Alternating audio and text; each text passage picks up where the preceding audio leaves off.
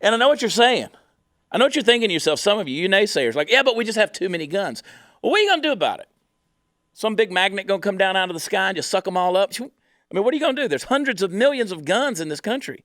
What are you going to do about it?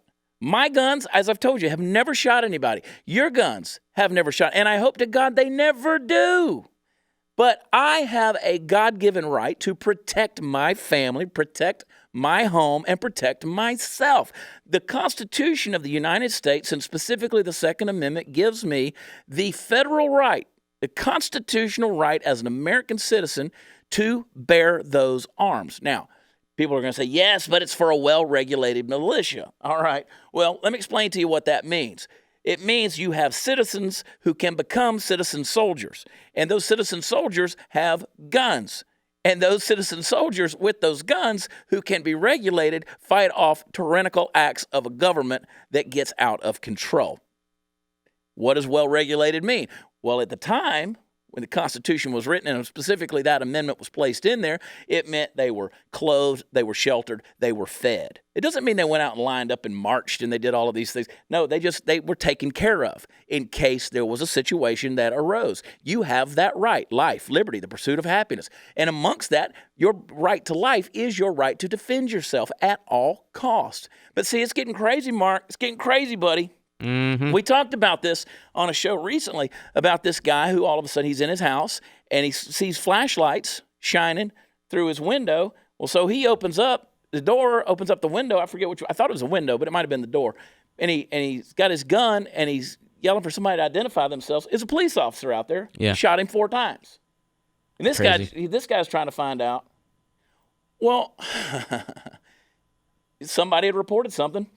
This guy, without any identifying factor as a police officer, is out shining lights all around his house. He sees a guy with a gun. Of course, what's he going to do? He's going to shoot him. Yeah, yeah. Scary stuff. Now, you enact that with things like red flag laws where, people are going to come in there and say, oh, man, this guy, he's dangerous. Got to go get him. Got to go get his guns away from him. Happened just last week. This guy in Oregon said, I'd annihilate Antifa. So what'd they do? They came in, they confiscated his guns. You can't say things like that in this day and age. Yeah, you're at war in this case. Because you're in an ideological war, okay? Because these folks, I had someone just yesterday, 2 days ago on Twitter, who tried to argue with me and said, well, because I'm always saying, if you Google Chicago, you're going to get Wikipedia and places to visit in Chicago, places to eat in Chicago.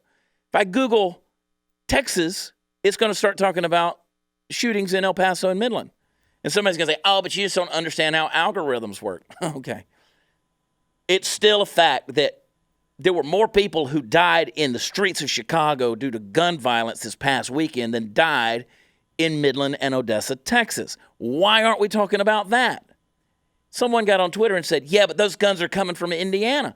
Yeah, but you don't have the same kind of gun violence going on in Indiana as you do in Chicago. And somebody got on there and said, that's not true. There were more homicides in Indiana in 2018 than there were in Illinois. And I said, no. Then she named off some number like 380. I said, there were 530 homicides, gun murders in Chicago alone in 2018.